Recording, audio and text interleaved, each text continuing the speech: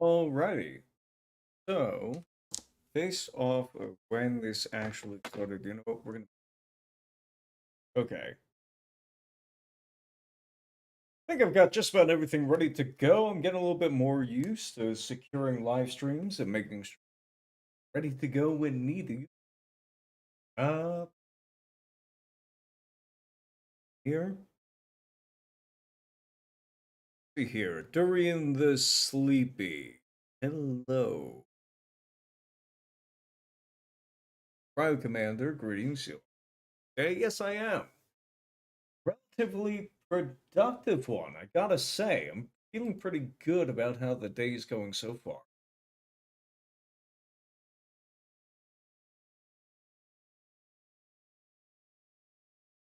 I'm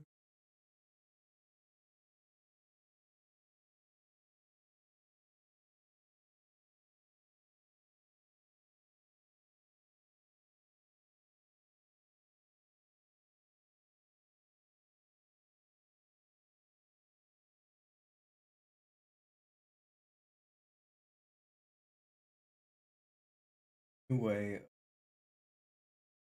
chat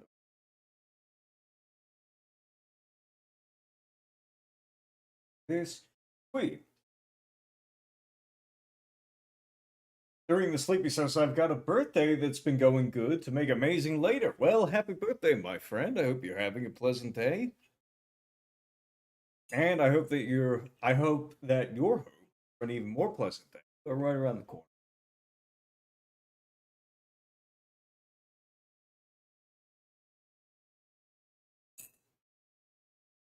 Thank goodness I have this coffee with.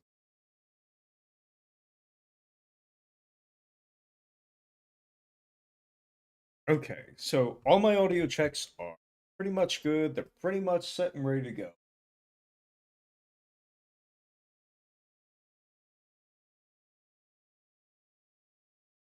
During the sleepy says, not my own. Thanks all the same. You are welcome, buddy.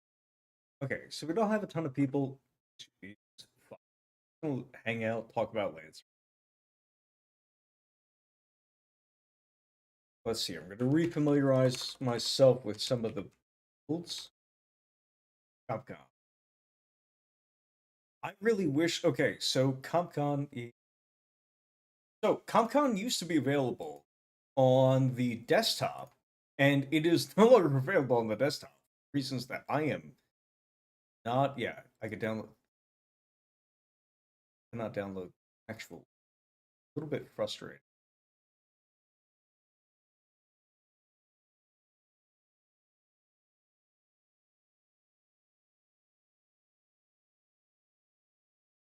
Yeah, so ComCon used to be available on the desktop, but no longer is. Now, if you're wondering what ComCon is, you might be asking, what on earth is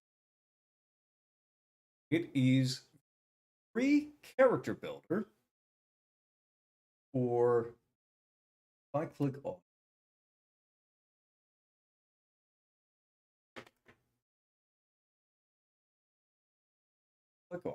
upload screen. I don't think it is. Just checking. So ComCon is the free character builder that was developed by Massive Press to go along with their favorite game, Answer. The first game, I believe, from Massive Press. It includes pretty much everything you could possibly imagine as far. There we go. Now we have more people in the chat. It includes pretty much everything that you would need for a free character, includes all of the licenses from the free core rule book.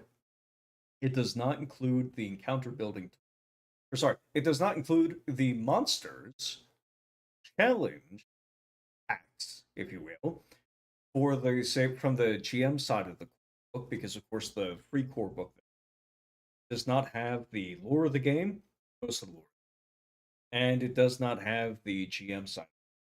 Have the encounter. It does have all of the player facing rules, meaning that if you want to get a game together, you can rather than take the approach that a lot of other games take, where they constantly sell player materials, stuff like that. It's the GM that actually has to buy something.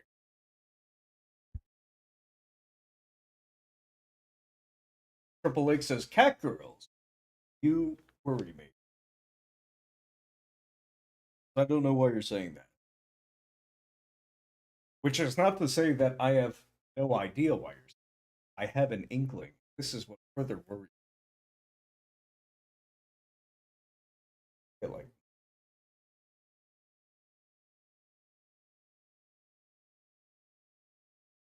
cat girls. Okay, so I'm going to be taking folks through the process of character creation in Lancer so that I can just make sure that I still have my original familiarity with the system.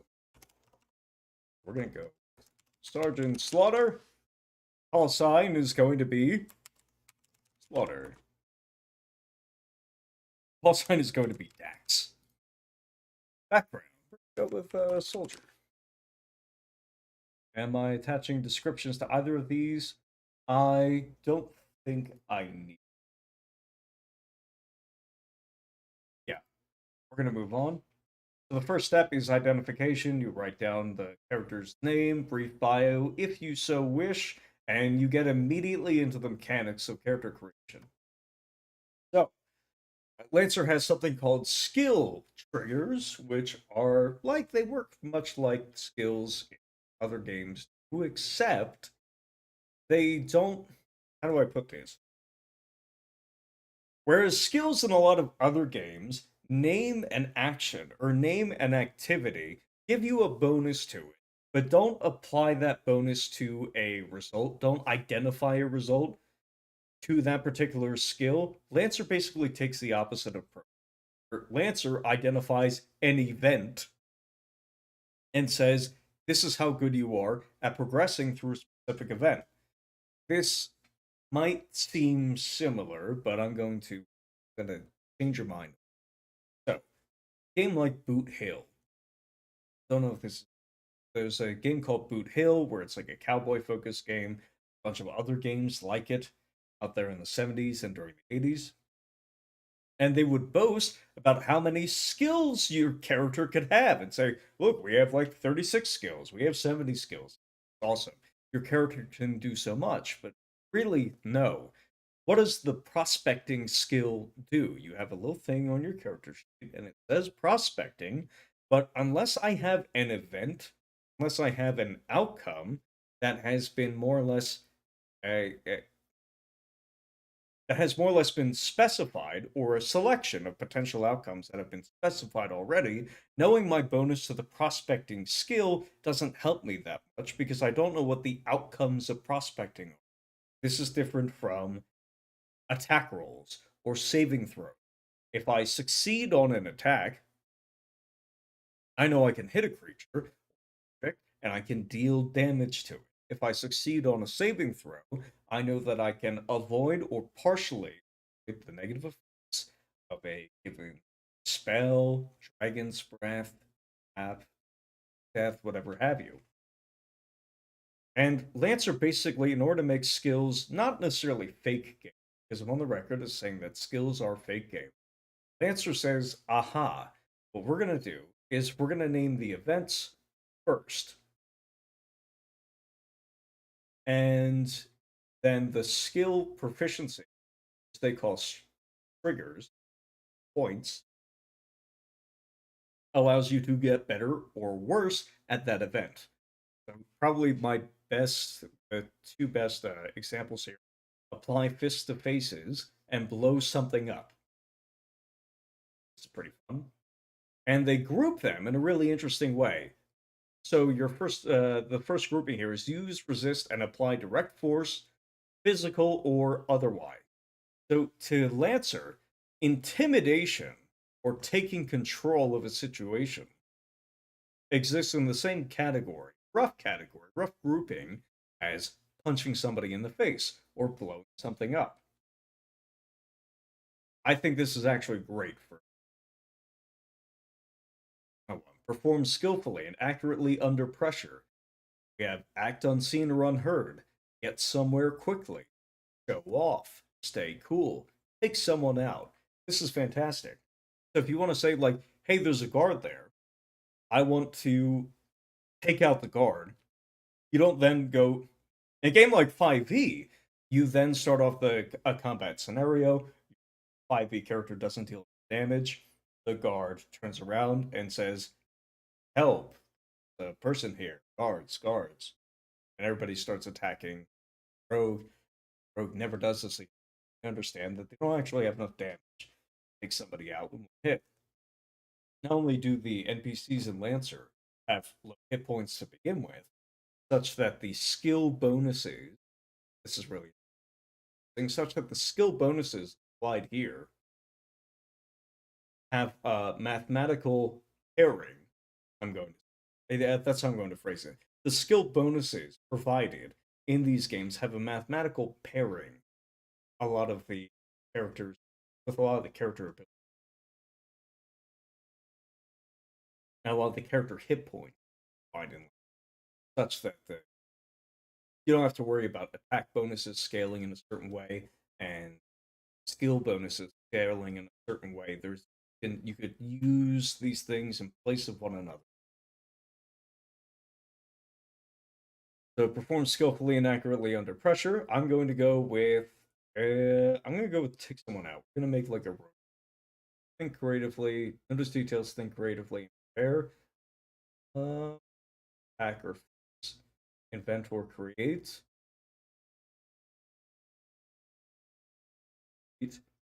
Word on the street.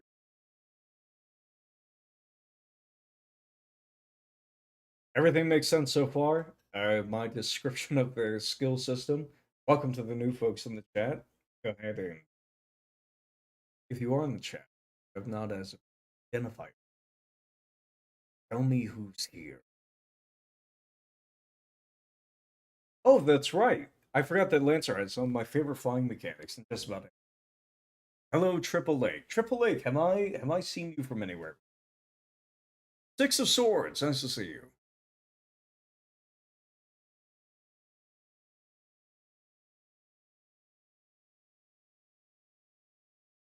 So, let's see here. Next up is, it makes sense so far, that's good to hear. So, talents are basically feats, but they don't call them feats because there's a section of the role playing population gets scared, terrified, apoplectic, and they hear the word feat. So, you have a selection of talents instead. Every single selection of talents has basically 3 steps. All of them are cool. All of them are interesting. There are no trap options inside of this game. Oh, neat. And God, I'm sitting.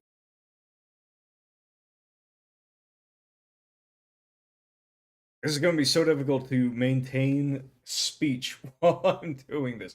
Triple H says they've left some video comments, but I'm very happy to see you. So, all of these different feats, like I said, they all have 3 different, while flying, they all have 3 different steps. The third step is generally speaking the most powerful. 1 and 2 are always handy, always useful. They're generally set around a specific theme, and I'm now thinking kind of character I want to make. So when I went back to my skills, I chose Hacker Fix, Inventor Create, Take Someone Out. We're going to be making a melee focused build because I have a player coming in for my new start playing games.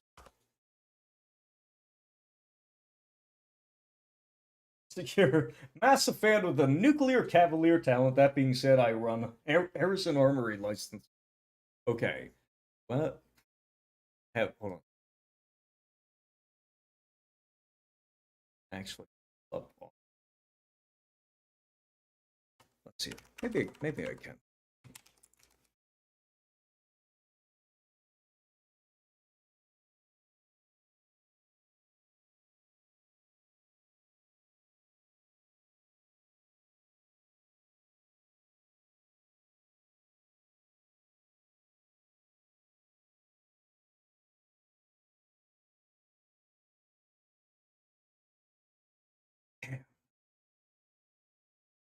Oh well. So when I'm looking at the when I'm looking at this character, what I want to do, I want to make something a little bit more melee focused. I usually run SSC licenses. Run SSC, which SSC does have some rather impressive, I would say, melee builds. But I'm going to try to go outside of my comfort zone. Some things I'm not used. I think I'm gonna go with. Oh, I'm gonna go with brutal. We're gonna go with like a samurai style character. Coolest. And I would like to take a drone focused. I would like to take a drone focused talent, but I think I need to do prototype. So let's see here.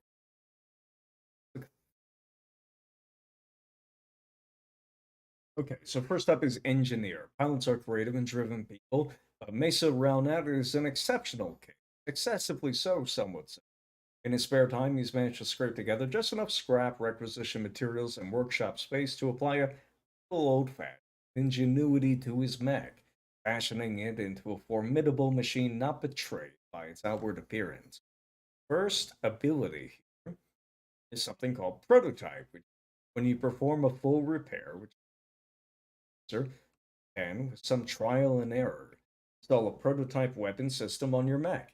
You may choose characteristics for your prototype based on the following profile every time you perform a full repair, rolling 1d6 plus 2 to determine limited each time.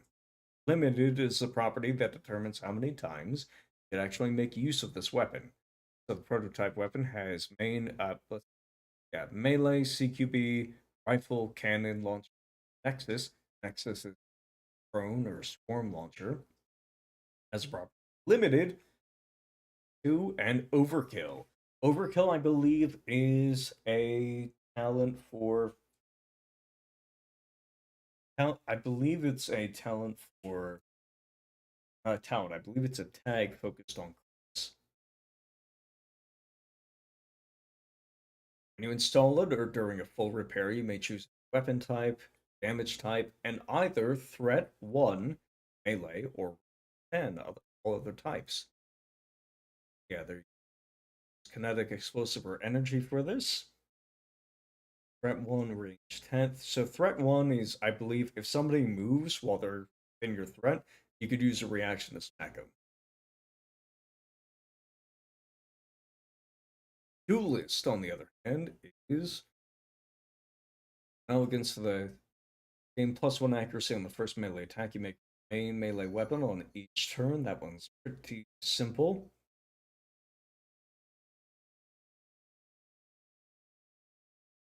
Accuracy is just you add a d6 to. Hello, Jack Kingsbury.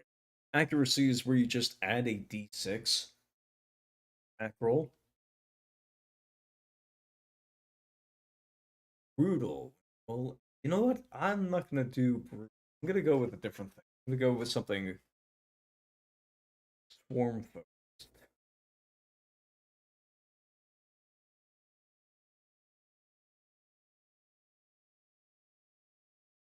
Tell you what, we are gonna go.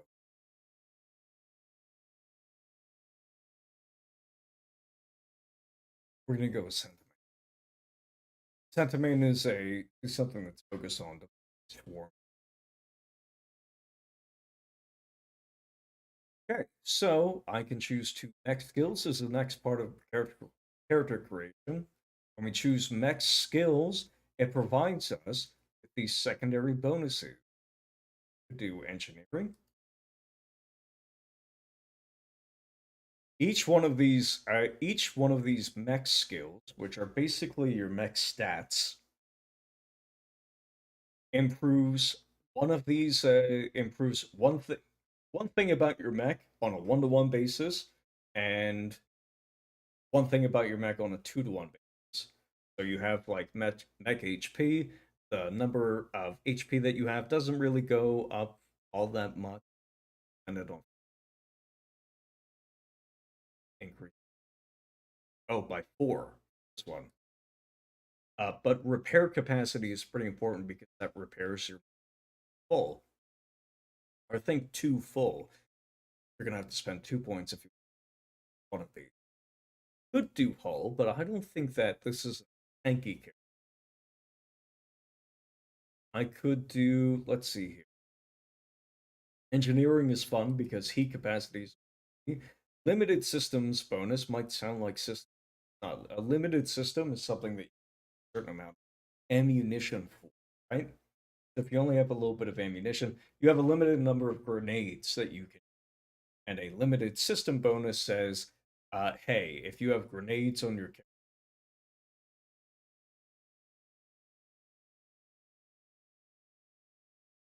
and you're somewhat incentivized, I would say, in order to get this one of these secondary bonuses, stat into stat both of your available into one single category. I hope this is also. So I have two options here. Either go with electronic defense +2, tech attack +2, SP +1. That's system points, so I could actually install more systems on my deck. Or I could go with evasion, or sorry, agility, which improves 2. And I think that again, more. My inclination is to go for like systems and engineering. Always ignore hull because I don't build tanky characters.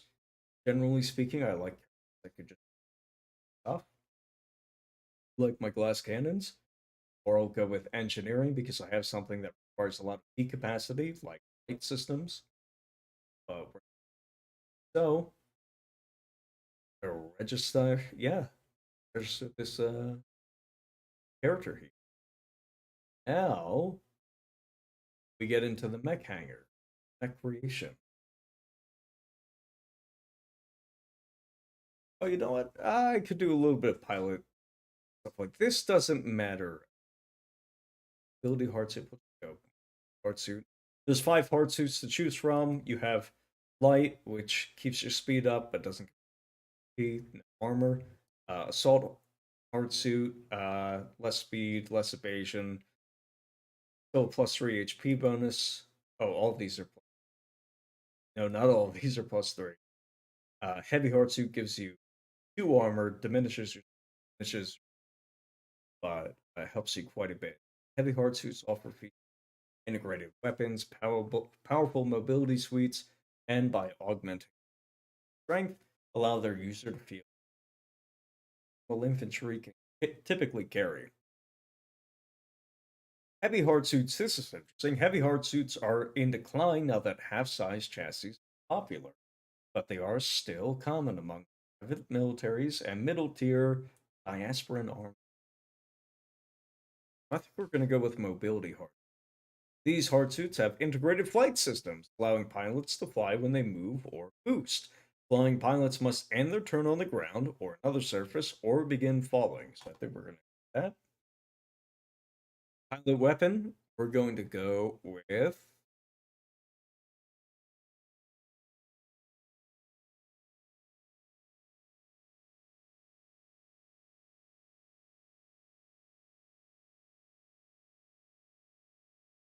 a light melee weapon and a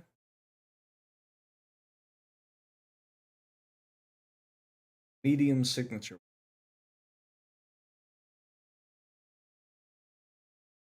Here we're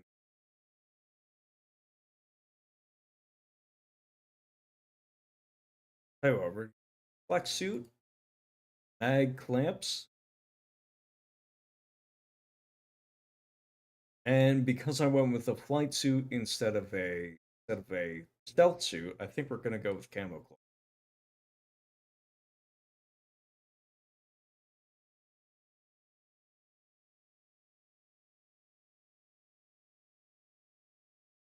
All right, move on.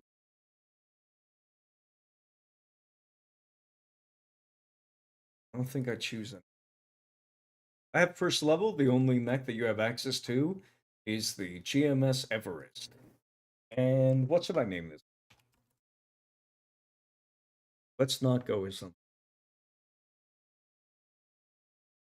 Let's not go with something that's I don't know, standard to be expected.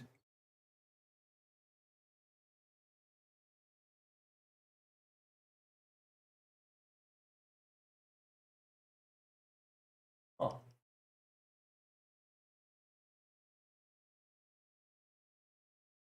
this is all for an upcoming paid game that we're running Saturday at 2 p.m. CST,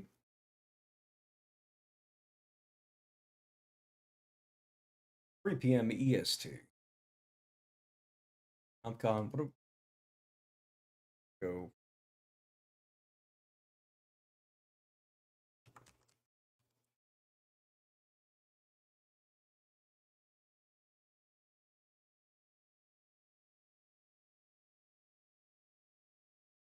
But I have empty mounts and I have empty systems or system points remaining or mounts remaining. There's a warning sign here.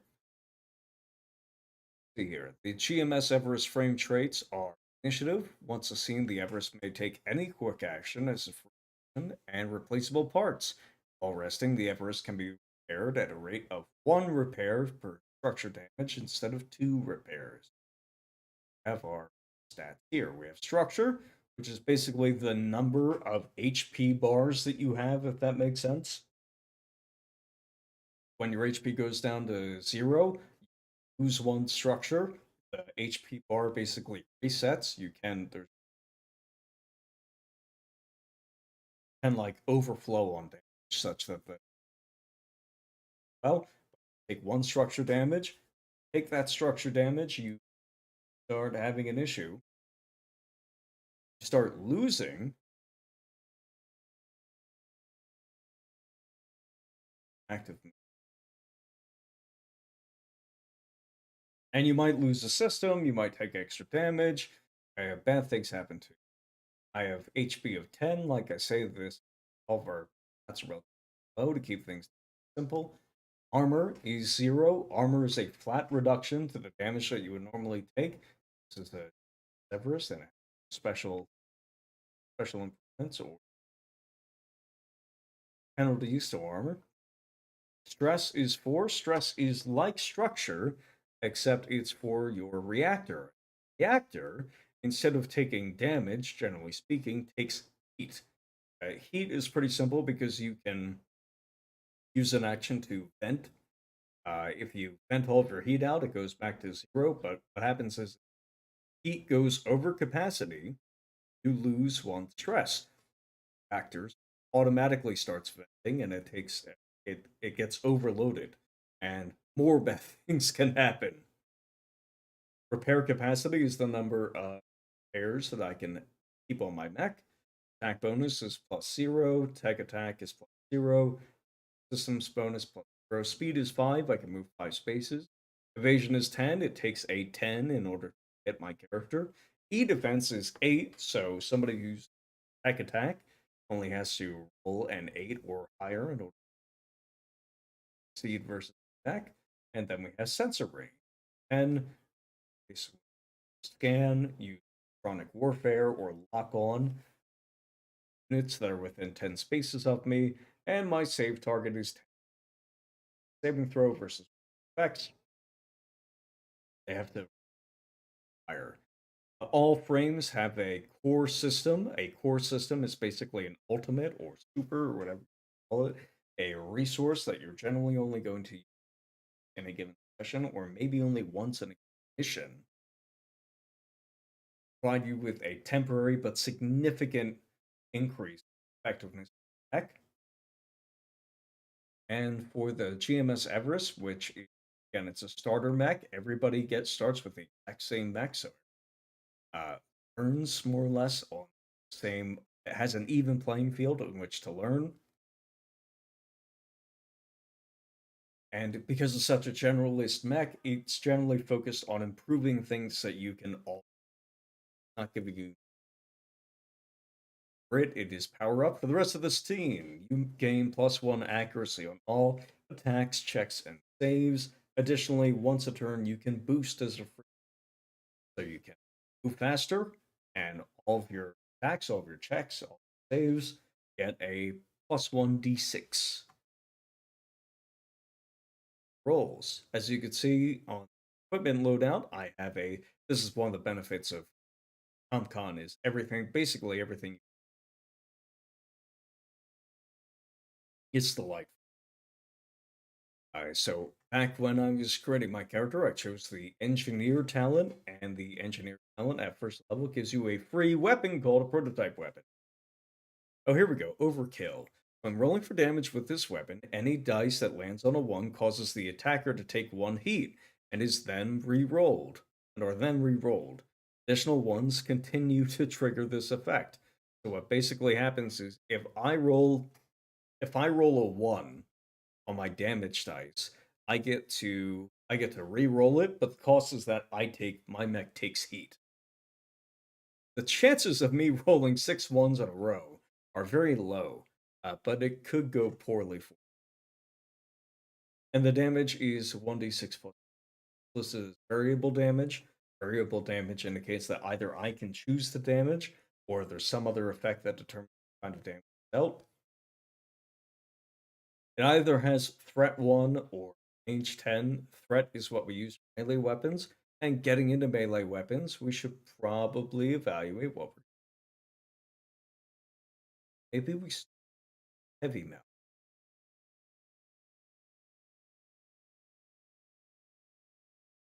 It's a main melee. Tactical knife. Shotgun, there's plenty of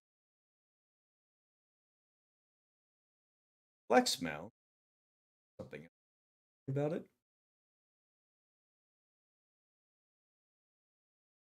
Yeah, I think we're going to start off with the heavy mount. All right, so we could go with heavy melee weapon, heavy charged blade. It's going to be one of the two. Heavy charged blade does 1d6 energy. It has a threat of 1. It has the equipment tag of armor piercing. I get to ignore armor if I smash it. The Type 2 T2 line displays GMS's proprietary charged melee weapons and energy weapons. T2 charged melee weapons are structurally similar to GMS's T1 melee weapons, though built with different materials to tolerate the intense heat generated by their projected plasma sheaths. These sheaths can be toggled on or off depending on the pilot. GMS's T2 energy weapons, like their T1 kinetics, are sturdy tools with predictable power scaling, minimal particle scattering, and consistent performance ranges. Feature universal ports allowing to accept a variety of power sources, from hardline cabling to magazine-style power pack. I think we're going to equip this. The heavy melee.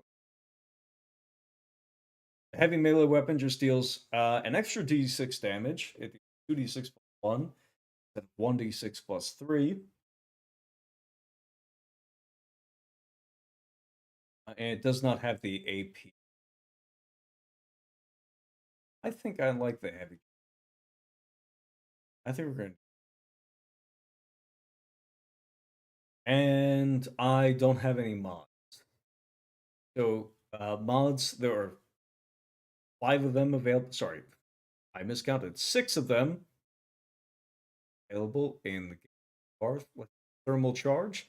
On a hit with this weapon, this mod is applied to expend a charge as a free action to activate its detonator and deal plus 1d6 explosive bonus damage. Limited 3, it's unique, can't be duplicated.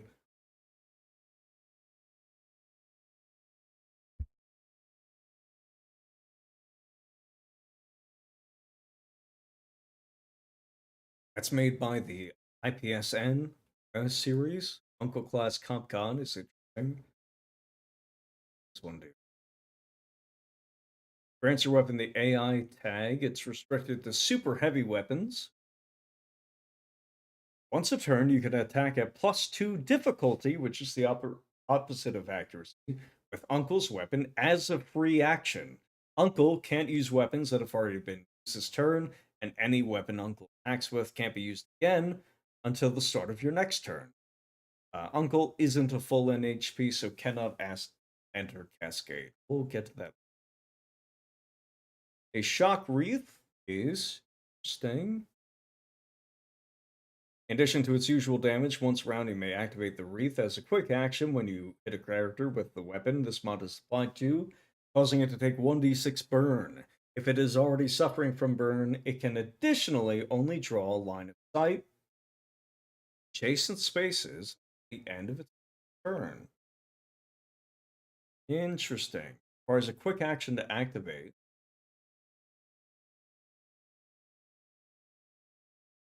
Interesting. So what this does is burn is it can be applied to anything, which is really handy. In fact, what is this? This is an SSC mod, so we might be going. Target is already suffering from burn. Additionally, only draw a line of sight to adjacent spaces until the end of its turn. So what this means is you go in, you could deal burn to this. Burn is a kind of energy damage that also inflicts heat, and it repeats every single round to fix it. If the target was already burning, and you hit this thing, and you hit the target with this thing again, or for if it's burning for any reason, and you hit the target, it can only draw a line of sight until adjacent spaces until the end of its. So it's basically blinded. It's already on fire. You make it even more on fire, such that the person inside the cockpit can hardly even see anything.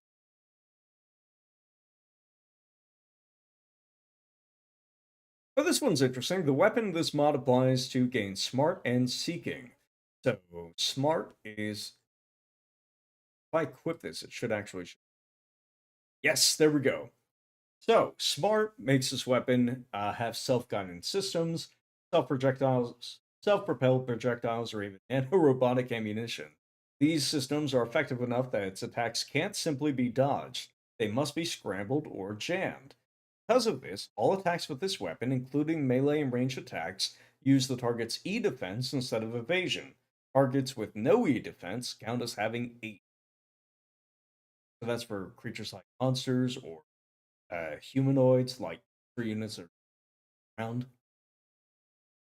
Seeking is another one. This weapon has a limited form of self guidance and internal propulsion, allowing it to follow complicated paths to its targets.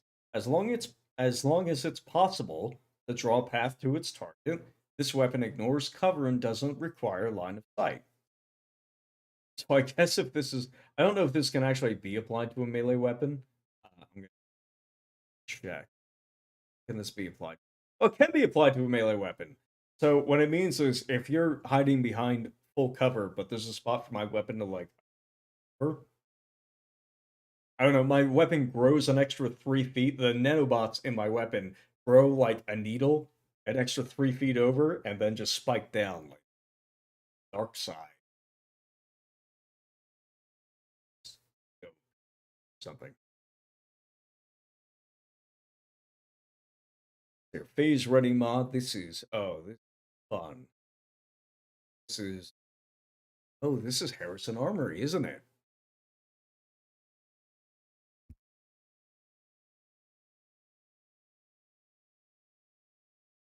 Okay, so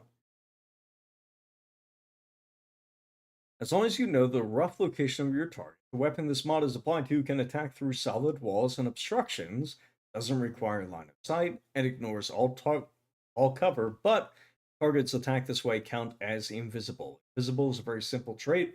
It means if something attacks you, it has to flip a coin first. Heads, it gets to attack you. Tails, it automatically misses.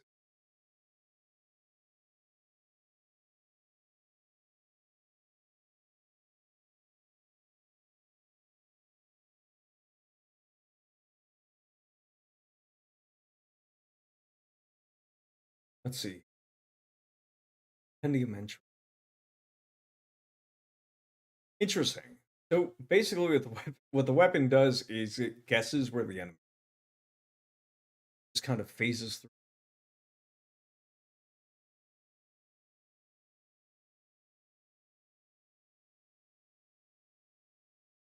This is really so. Paracausal mod. This weapon gains overkill, and its damage can't be reduced in any way, including by other effects and systems such as etc. Let's see here. I think the description of this reliably tells you a lot about the setting of Lancer. So, paracausal. I need to.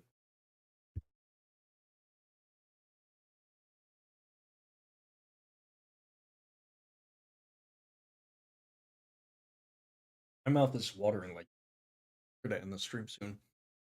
So, paracausal weapons are a headache for military planners. Their precise A to Z function is often obscure, though they consistently produce the same Z output per their A input.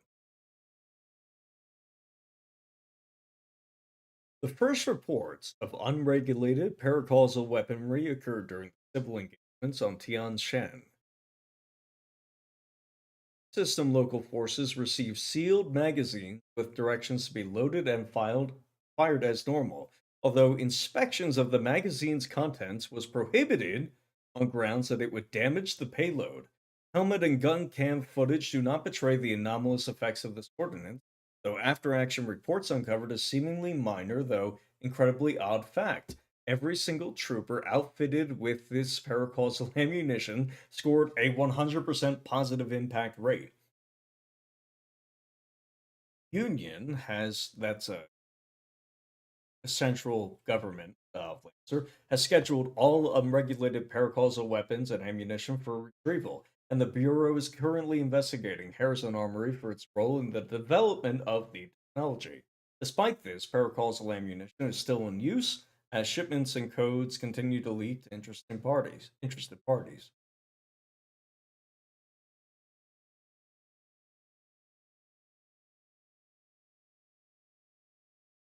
A flex weapon, what am I gonna?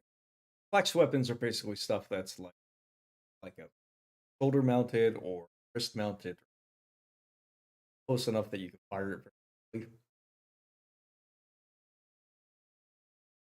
So I could do an RPG, I could pistol, light nexus, or go with smart weapon. Goes against E defense, and I think I need to use that. I am samurai with the sword, and a whole bunch of nanobots. Aha, that's right. So a flex mount, if I go with a light weapon, can include a second auxiliary weapon. And what happens?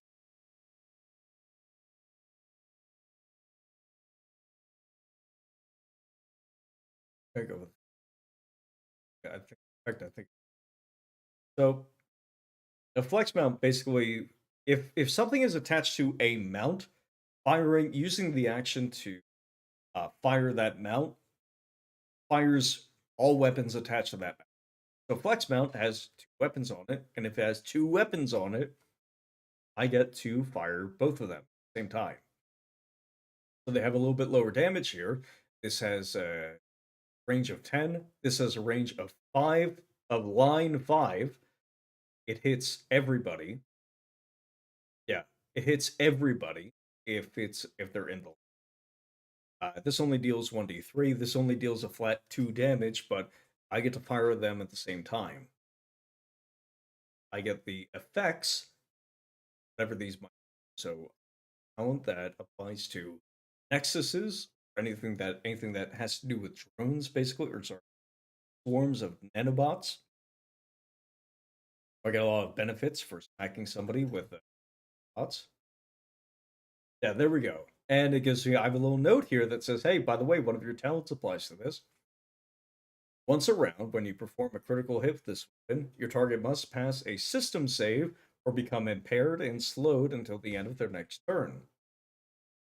So I get to hit them with this effect, and then I also get a little bit of it at the same time. I could use to hit a whole bunch of people, happen to be appropriate. And then, guys, what should I do for the primary one? We get a lot here. Assault rifle. Reliable is a very fun trait because it means, hey, you deal 2 damage, no matter what. uh, Always deals 2 damage, even if it misses its target or rolls less damage. Reliable damage inherits other tags such as armor piercing and base damage type, but not tags that require a hit, such as knockback. I could do a charge, but I could use a regular charge blade as opposed to a heavy one. There's a missile rack, auxiliary. What happens if I equip no, okay, so flex mounts, okay. A flex mount can either be a main weapon or 2 auxiliary weapons. If I apply a auxiliary weapon to a main mount, I don't get to equip.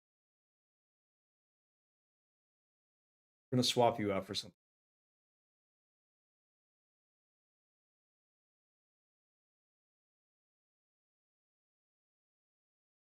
I could go with a thermal rifle. This doesn't really seem like a rifle kind. I could go with, yeah, I don't think that this is a mortar kind of guy. Charge blade, I already have one. I don't think that's. I go with a shotgun. That's fun. Has range. Shotguns are interesting because so CQB weapons. I described earlier how weapons either have range, threat. Range is for weapons and says you can attack people within this range. Threat is mostly on melee weapons. Mostly on melee weapons because it determines whether or not you.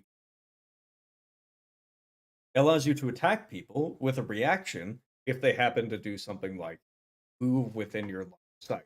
Do not move within your line of sight. If you move within threat, and threat has a little burst icon. This is burst.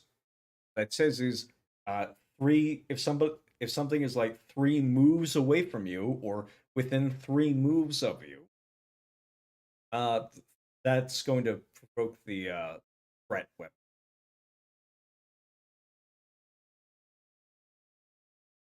The maximum range at which melee and Overwatch attacks can be made with certain weapons, measured from the attacking character. All weapons have threat 1 unless specified. Overwatch is in action. I might go with the shotgun. But there's another Nexus over here that might be Hunter Killer Nexus, range of 10, 1d6, smart, has self-guidance system, self-projectile. I don't think it has any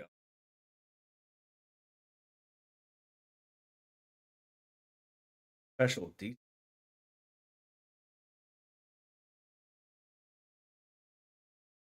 Tactical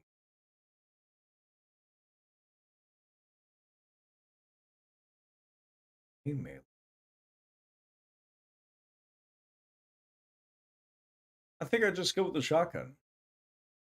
I think the shotgun would probably be.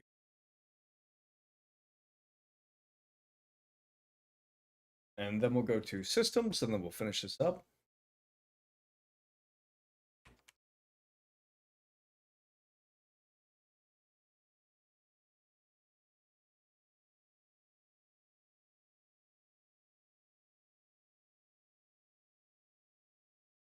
Okay, so first up, there's a lot of fun stuff here. ComCon class assistant unit. There are a lot of things about AI in the game. It's deep to the. It's very critical to the lore of the game. Uh, the subject of NHPs, non-human persons, and dummy AI. A ComCon class assistant unit is a dummy AI. Your mech has a basic ComCon unit, granting it the AI tag. The ComCon can speak to you and has a personality, but unlike an NHP, is not truly capable of independent thought. It is obedient to you alone. You can give control of your mech to its ComCon as a protocol, allowing your mech to act independently on your turn with its own set of actions. Unlike other AIs, a mech controlled by a ComCon has no independent initiative and requires direct input. Your mech will follow basic courses of action, defend this area, attack this enemy, protect me, etc., to the best of its ability, or will act to defend itself if its instructions are complete or it receives no guidance. You can issue new commands at the start of your turn so long as you are within range 50 and have the means to communicate with your mech. ComCon units are not true NHPs and thus cannot enter Cascade. Cascade is something that happens when NHP, which is a little bit closer to true AI, but are not actually. They're complicated. Cascade is what happens when an NHP becomes unshackled or starts becoming unshackled. It starts freaking out and takes control of your and starts acting according to. This one's pretty simple. Custom paint job. When you take structure damage, roll 1d6.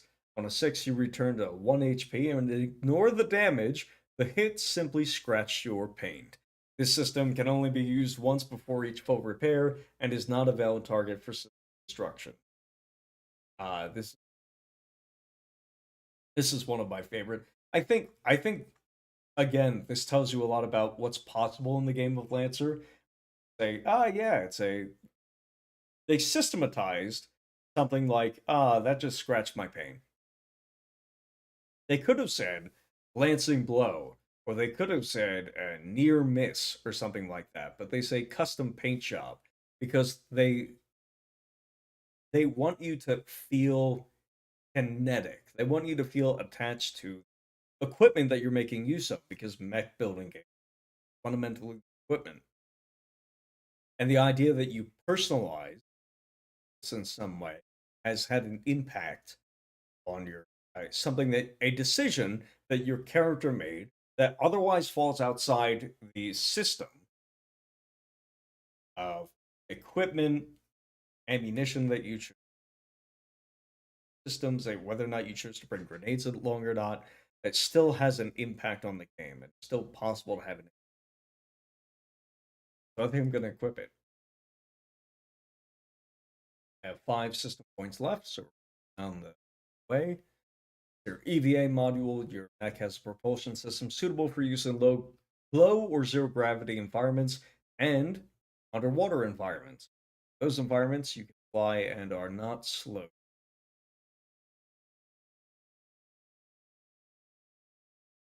Deployable cover, smoke charges, X charges,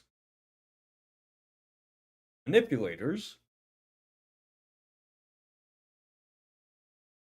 Mech has an extra set of limbs. They are too small to have any combat benefit, but allow the mech to interact with objects that would otherwise be too small or sensitive, e.g., let's see, your pilot-sized touchpads. If you want to make use of I don't know, like iPad, somebody's trying to hand you, but you don't want to get out of your, which is actually quite handy in combat and really don't want to get outside of your bed. Something pilot size or sized for pilot hands that your normal mech hands would destroy. Personalizations. This one is one of my favorites. I attach it always, always, always to every single mech that I use. You gain plus 2 HP, and in consultation with the GM, may establish a minor modification you have made to your mech. This mod has no numerical benefit beyond the additional HP that it grants, but it could provide other useful effects. If the GM agrees that this mod would help either a pilot or mech skill check, gain plus 1 accuracy that check. So I think that the following example is going to be still within the bounds. Still within the bounds of this system. In my very first Lancer campaign, I told my GM, I wanted to have GM Mac of we gotta finish that campaign. We had literally one mission left and we never got to it. But we have to finish off that. Oh man, we gotta do it. Let's see. If the GM agrees that this mod would help either a pilot or I attached a zip line to my mech, and I said it was the same. I think that I also had the engineer trait, and I argued that I think the engineer thing was like a whip that was electrified or whatever. It was fun to go around with. And when I looked at improvisations, I loved getting out of my mech. I loved getting out of my mech. There's nothing I love more in a mech focused game than getting out of my mech. I'm not being sarcastic. So I got a zip line. And you could ask Mac about this.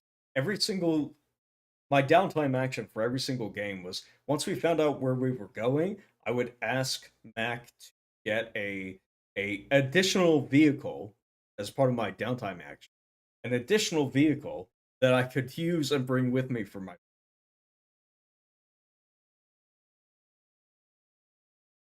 if I needed to get out of it.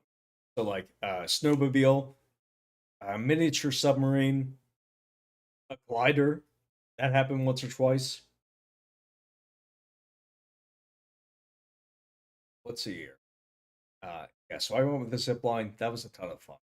That was just a ton of fun. Rapid burst jump jet system. You can fly when you boost, however, you must end the movement on the ground or another solid surface, or else immediately begin falling. I might go with, or I could go with the. Go with the flight system. Now I have one. Centurion the Sleepy said, I like my missiles like I like my ribs full. I know. That's personal. Yeah, I do. Oh.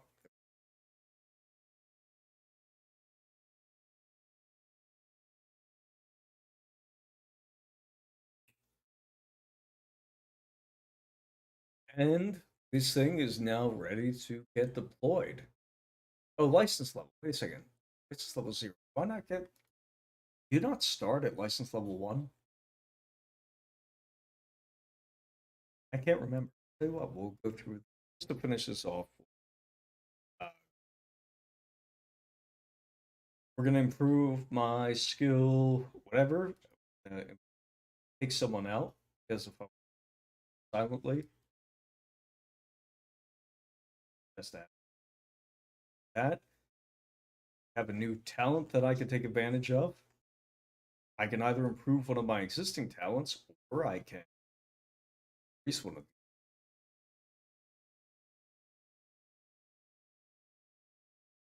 I'll tell you what, we're going to unlock quite a bit.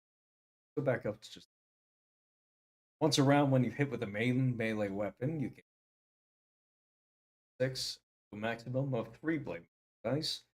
They last until expended, or the spend 1 blade life 1 to 1 for following. Parry, as a reaction when you're hit by a melee attack, you gain resistance to all damage, heat, and burn dealt by the attack. Deflect, as a reaction when you're hit by a ranged attack, you may roll a number of spending them. If you roll a 5 plus on any of these, you gain resistance to all damage, heat, attack. Feint, as a free action character. When moving, you ignore engagement and provoke reactions at the start of your turn. Or trip, as a quick action, choose an adjacent character that must pass an save or fall prone. Don't you may freely pass through the space until the end of your turn and end your turn phase. I like it. This is actually going to require us to our weapons out, which is fine. That's probably fine. I think that we're going to improve. Tell you what, we're going to improve quick attack, and now we get to look at the licenses for the. And I guess we get to look at the license improve character.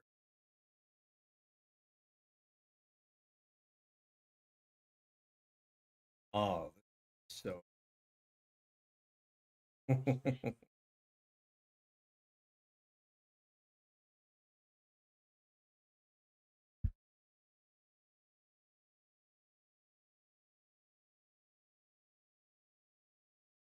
let's see. We have the Drake. The Drake is yeah, that guy is not really. Nelson is a little bit warpipe. Throw this melee weapon, or when I hit somebody, I could. That's pretty. Yeah, one impact lane. Huh.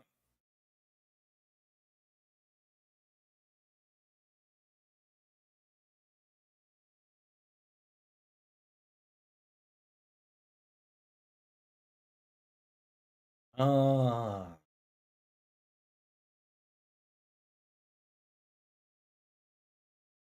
critical hit. You made two spaces in any direction. I'm probably gonna, but I have to look at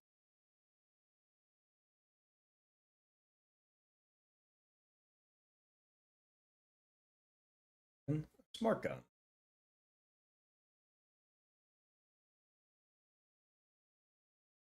And it's I have to remember who actually. But I do have a bonus.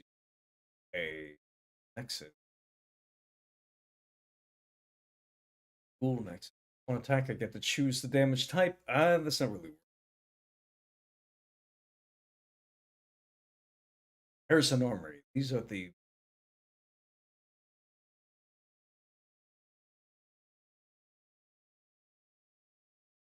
Okay.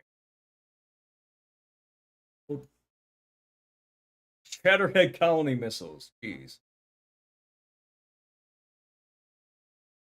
Soul pattern. Laser rifle. Let's see. That's a main CQB. On a hit, I get to make a secondary attack against all characters within the target. Attacks can't deal bonus damage.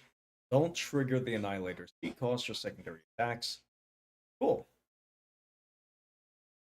Armor piercing. And on use, I take two things first.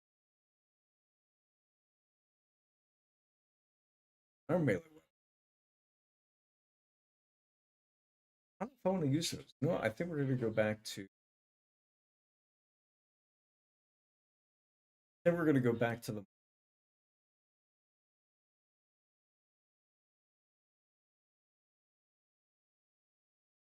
menu. Yeah, I'm not eligible for a bonus. A core bonus is basically really special system. Make use of. Cool. And now I have a writ of. So that was Lancer character creation. Anybody have any questions, comments, or concerns? Thanks for hanging out. Sunday.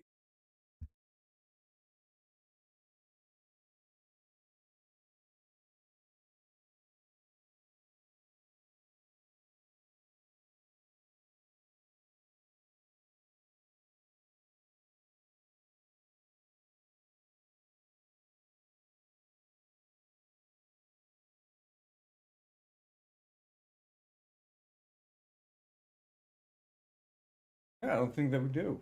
All right, folks. That was a bit of a fast stream, but I have one.